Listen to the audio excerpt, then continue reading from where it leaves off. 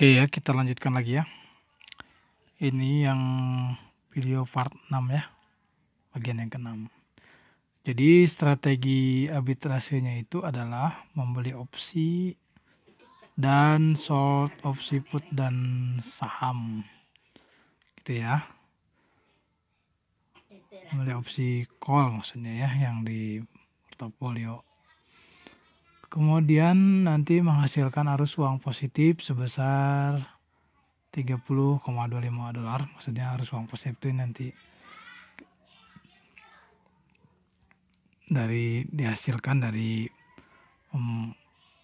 membeli opsi call atau opsi beli ya, beli opsi sebanyak 3 dolar, kemudian mengeluarkan itu menjual atau menerbitkan opsi put, nanti kan dapat ya dari yang membeli itu sebesar 2,25 dolar dan meminjam saham sebesar 31 dolar ya.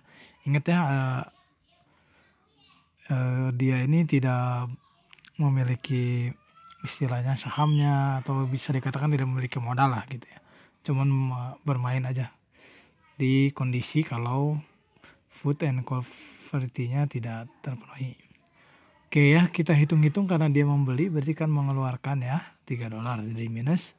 Kemudian karena dia menerbitkan opsi put berarti dia akan mendapat 2,25 dolar plus. Nah, kemudian meminjam saham jadi nanti ada plus 31 ya. Nah, jadi sebesar 30,25 dolar. Posisi dia sekarang dengan 31 dolar tuh sebagai pinjaman. Oke, uang sebesar 30,25 dolar ini kita taruh di rekening. Ya, selama 3 bulan, mengingat jatuh tempo opsi Eropanya 3 bulan ya. Jadi dengan suku bunga 10% akan menjadi 31,02 dolar. Oke ya.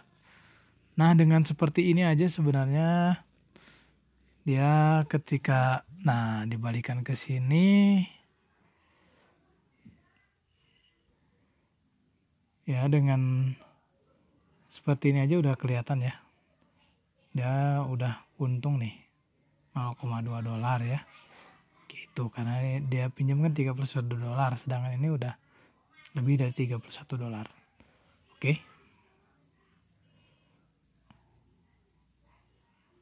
Ya, selanjutnya kita lihat kondisi ya pada saat waktu jatuh tempo. Itu ya, karena harus dijatuh tempo kan mengeksekusi opsi Eropa itu. Kondisi pertama, jika harga saham yang jadi saham pokoknya ya dari opsi ini melebihi dari 30 dolar,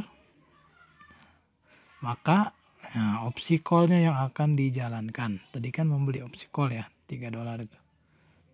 Opsi call dijalankan, maka dapat harga saham seharga kontrak 30 dolar. Nah, selanjutnya saham pinjaman dikembalikan. Ya. Dan dia karena harga saham itu melebihi 30 dolar, pasti dia jual tuh sahamnya. Akan dapat untung. Ya, untung dari selisihnya. Selanjutnya dia kan mengeluarkan opsi put ya. Nah, opsi putnya yang dikeluarkan itu tidak akan dijalankan oleh pihak pembeli, ya kan? Karena harga sahamnya kan di atas 30. Merugikan pembeli, jadi tidak akan dijalankan. Nah, selanjutnya ia mendapat keuntungan sebesar, nah ini tadi yang dari uang di bank ya, 31,02 dolar dikurangi 30 dolar untuk menjalankan opsi call-nya itu ya, membeli. Nah, jadi totalnya sebesar 1,02 dolar keuntungan dia. Itu ya. Ya, bisa dipahami ya. Oke, ini ya belum nanti ditambah dengan ini nih. Berapa nanti kelebihannya gitu ya. Ya, belum dia apa istilahnya belum kalau ditambah dengan kelebihan ini nanti berapa tergantung harganya, karena di sini kan harganya nggak ditulis ya, harga di pasarannya lebih dari 30 itu berapa, kan begitu ya, seperti itu.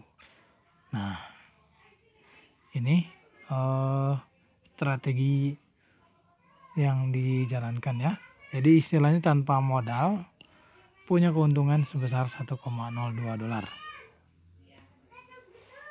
Oke, selanjutnya bagaimana kalau kondisi yang kedua? Kondisi kedua itu ketika harga sahamnya di bawah 30 dolar, harga saham di pasarannya pada waktu jatuh tempo itu.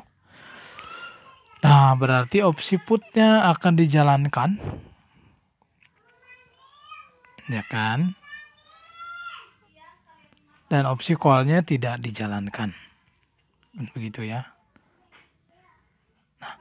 Pembeli put dari kita atau dari dia yang sebagai arbitrase akan menjalankan opsinya dan menjual sahamnya ke arbitrase seharga 30 dolar, ya kan.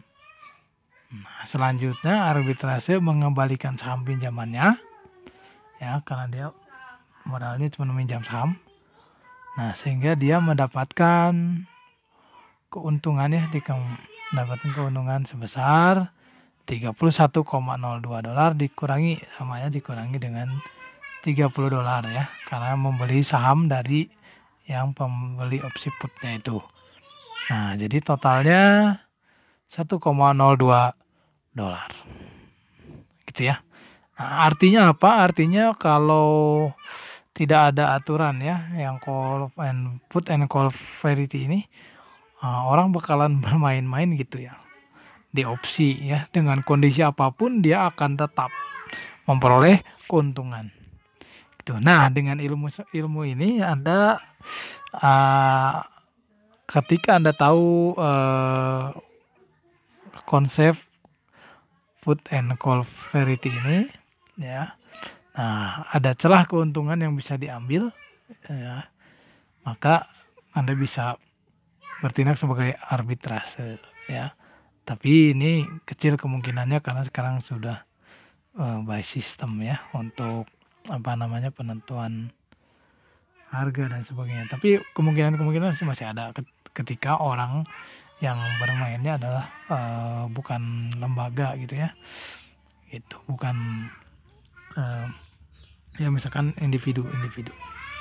Oke ya. Nah, ini hal-hal yang seperti ini menarik ya untuk dipelajari ya, walaupun ya dalam mungkin tidak dekat lah dengan keseharian kita ya.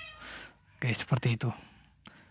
Oke, ini untuk untuk video part 6